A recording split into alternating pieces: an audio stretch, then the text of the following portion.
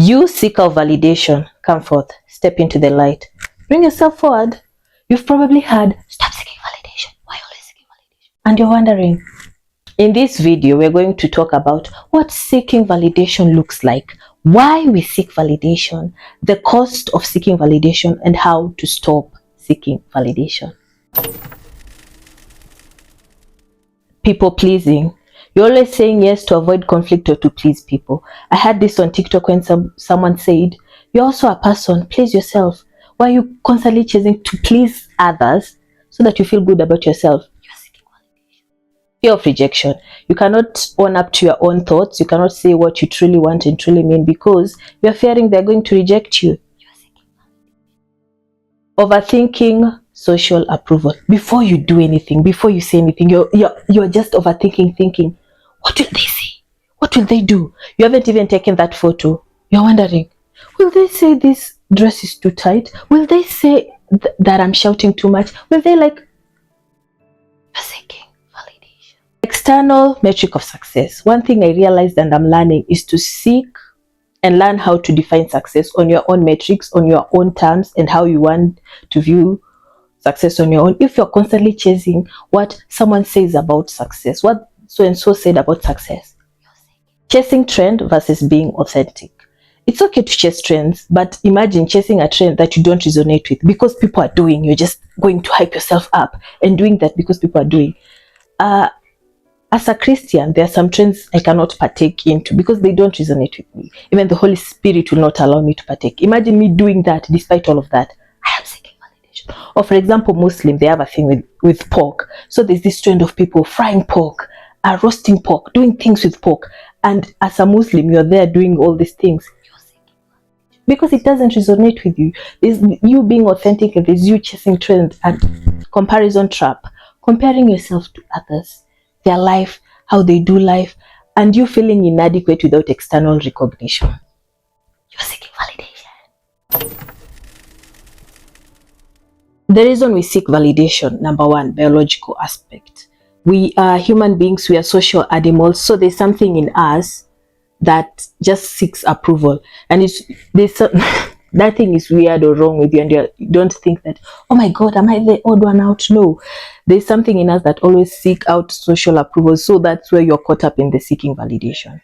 Low self-esteem. If you're thinking lowly about yourself, if you're thinking that you're just like the lowliest of people, you're more likely to seek validation because you're seeking that if people approve of you, if they validate you, you'll feel highly of yourself.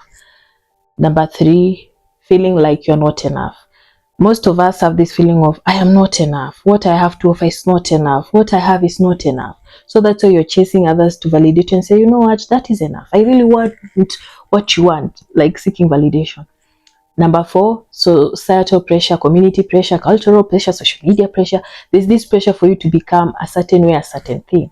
For example, if you are a northerner and you want to behave like a northerner, it's much easier if people from the north say you operate or behave like someone from the north. So you're constantly chasing these people from the north to tell you like you're part of the north. So those are just basically the reason why we seek validation without us knowing.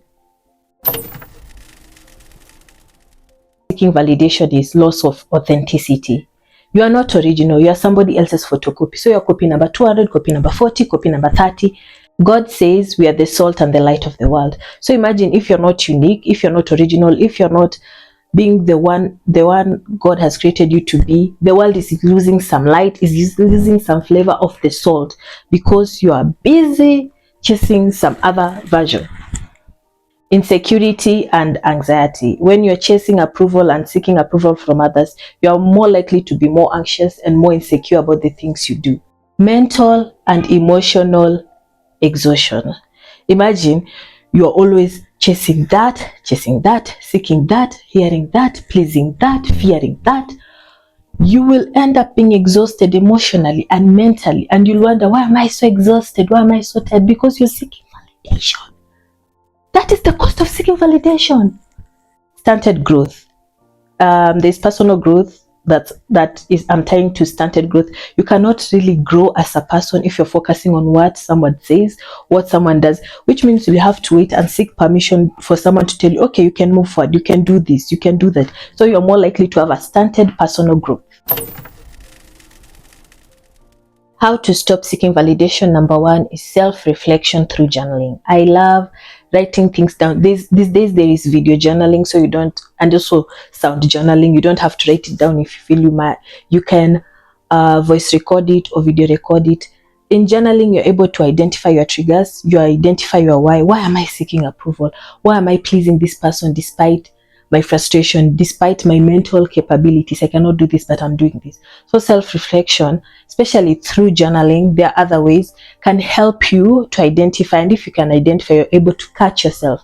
In journaling, you can do this thing, they say catch yourself. So if you catch yourself seeking validation, identify why. And the first step of improving is to catch yourself, because you're able to stop yourself. Learn to say no.